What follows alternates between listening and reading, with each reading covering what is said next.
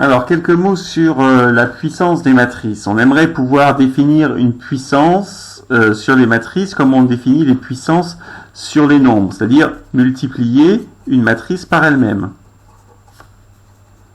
Mais pour que ce soit possible, il va falloir que le nombre de colonnes de la matrice soit égal au nombre de lignes de cette matrice. Ça implique que la matrice est carrée. Sinon, la multiplication des matrices ne peut pas se faire. Donc voilà pourquoi on parle en fait de puissance d'une matrice carrée uniquement.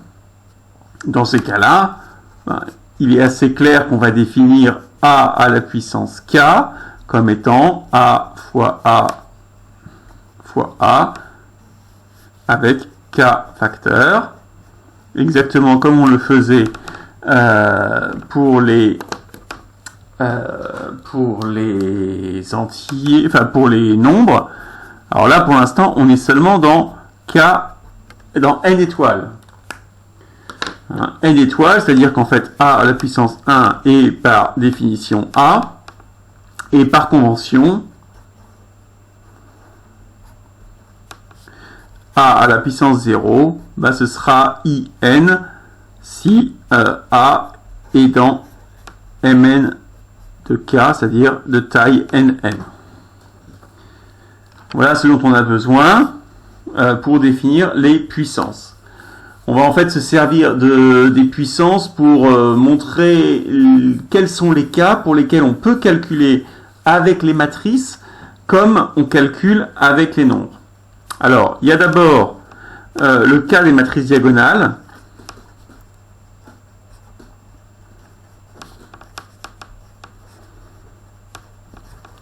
Alors, la démonstration se fait par récurrence, il suffit en fait de poser l'opération, mais si vous avez la matrice A qui est A1, A2 jusqu'à AN et que vous l'élevez à la puissance K, eh bien c'est facile, en fait, les termes diagonaux vont se retrouver chacun à la puissance K.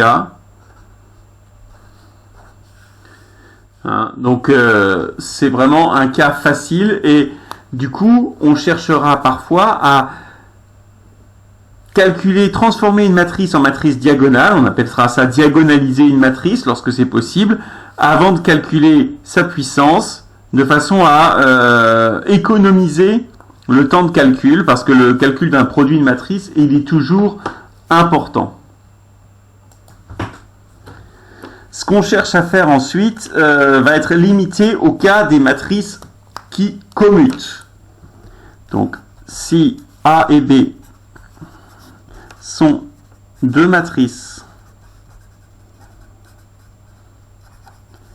alors, elles sont carrées, donc elles sont dans M indice N de K, qui commutent. Je vous rappelle que le produit de matrice n'est pas commutatif en général. Donc ici, on suppose que AB est égal à BA. Alors, l'avantage de ça, c'est que assez directement, on peut en conclure que toutes les puissances de A commutent avec toutes les puissances de B.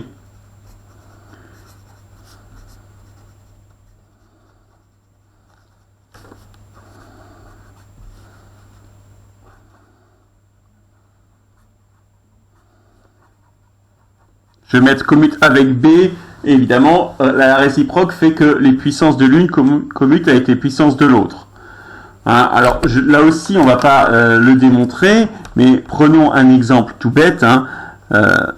Exemple qui serait la base de la démonstration. Si on fait A carré B, en fait, c'est A fois B, mais comme A et B commutent, c'est A fois B fois A. Comme A et B commutent, c'est B fois A, et donc c'est B fois A au carré. Donc on pourrait, puisqu'on a la commutativité des deux matrices A et B, en conclure qu'on a la commutativité de toutes leurs puissances qui sont définies, je vous le rappelle pour l'instant, avec des exposants positifs. Dans ce cas, et seulement dans ce cas,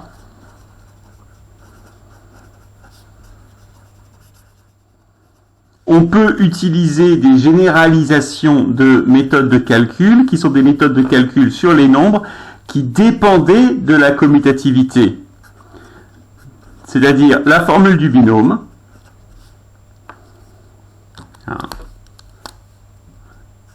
a plus b à la puissance k va être égal à sigma pour k, alors pour pas k, j égale 0 à k. Je ne sais pas si j est un bon choix, j'aurais dû mettre autre chose. Alors on va mettre comme dans le cours, on va mettre L égale 0 à k. Du coefficient binomial L parmi k, A puissance L, B puissance K moins L. Pourquoi on a besoin de la commutativité de A et de B pour ça? Parce que si vous vous rappelez, dans l'idée, vous êtes en train de faire A plus B fois A plus B fois A plus B K fois, et pour regrouper ceci, en fait, vous devez dire, bon ben, à quelles conditions je prends L fois A et K moins L fois B? Ben, je veux prendre A ici, puis A dans le troisième, dans le dernier. Est-ce que ça fait la même chose que si je prends, en fait, si je fais A fois B fois A fois B fois B fois A, est-ce que c'est la même chose que si je fais A fois A fois A fois B fois B fois B? Donc j'ai besoin de la commutativité pour ceci. Donc on a besoin de ça. Les identités remarquables de degré 2 ou 3 qui sont des cas particuliers du binôme, évidemment, se rapportent à ça. Et on vous a mis dans le cours aussi la formule dite de Bernoulli,